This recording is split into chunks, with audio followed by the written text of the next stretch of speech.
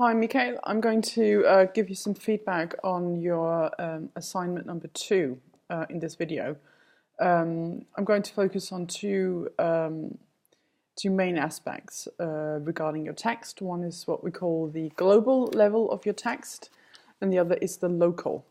The global level is a word that we use to describe the overall structure of a text, how coherent the different parts of the text are, for instance, paragraphs or chapters, things like that. So that's sort of your composition and how you've decided to, in what order you've decided to write your text. That's the global level. On the local level, we are looking at sort of individual sentences or words. So that's to do with your command of syntax, grammar, vocabulary, those types of things.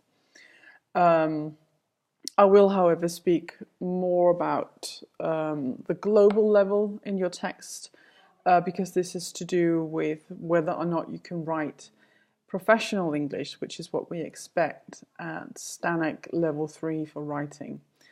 You can refer to the quote in the task description. It tells you a little bit about what is expected at Level 3.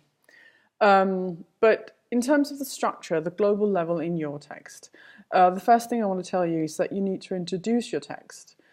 You have sort of headlines moving as we go down the text, the body text. You have headlines, which is a very good thing because that gives the reader an idea of what's going on, and sort of there's a label there that you can refer to, and you know, okay, so what is now going to happen. So that's a really good thing. But frame your text even more by giving it an introduction and sort of refer back to this in your rounding off of the text or your conclusion. What this does is it makes you seem like a very competent writer, first of all, and it makes it easier for the reader to enter the text. One of the things that we do as students quite commonly is we write for the teacher. In this case, the subject matter expert is, of course, Carsten Marup, whereas I'm looking at the communication. But what he wants is not to be informed about a comprehensive approach, but to see whether you are able to find the right arguments, if you can make up your mind, if you can define the concept with great enough nuance, etc. So those things he already knows about, but he wants to see, and I want to see, that you can communicate these things in a way that's logical, coherent, etc. So you're writing not for the teacher, but really for general audience, and you always do this, whether or not it's a military or a civilian genre or type of text you're writing. There's always a reader that needs to be introduced to the text, and you always have to assume some prior knowledge, but not all the knowledge that you have having read about the comprehensive approach. So introduce your text simply by saying, this is what am I going to be doing? I'm going to make up my mind towards the end about whether I think the Danish comprehensive approach is in fact comprehensive, etc.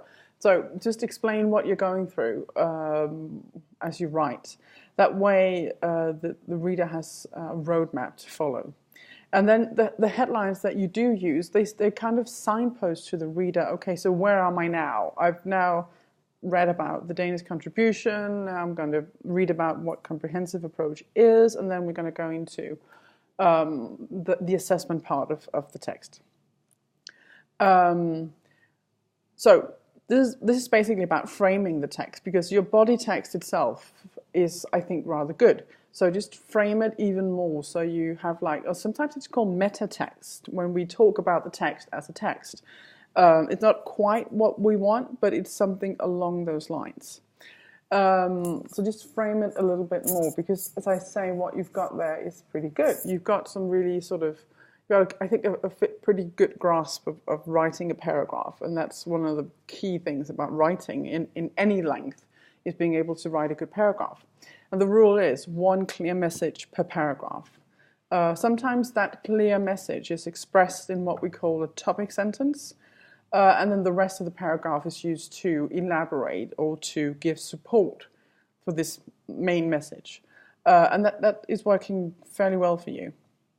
I will say sometimes you use bullet points or lists rather than prose. Don't do that too much, because what we expect from professional writing is that you can produce prose that explains these things in your own words.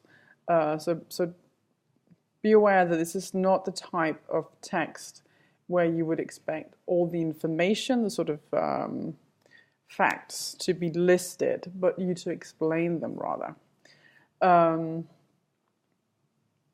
If it was a very very factual text, and your audience would expect just to be given the facts or be able to just find the page with the facts, then a list or bullet points makes sense. In this case, not so much.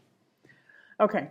In terms of your command of the English language, I would say that you've got a pretty good grasp of it. You communicate well, you're able to say what you want. There's some places where you tend to be a bit florid.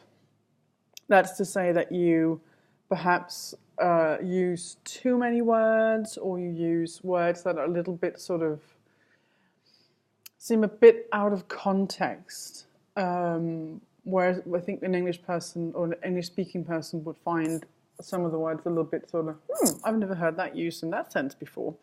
And that's to do, I think, just because you're not a native speaker.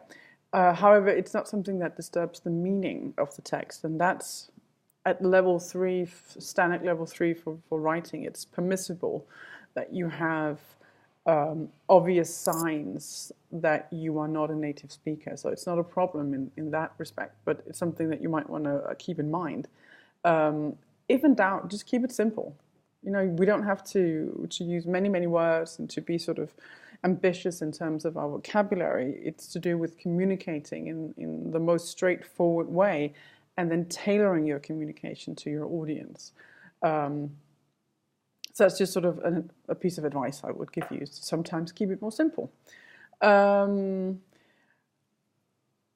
Yes, so no great errors in your text regarding your language, but to sum up, introduce your text, frame it for your reader. Be aware of the bullet points, don't use too many of those. And then in terms of the language, keep it simple. That is it for me. Thank you.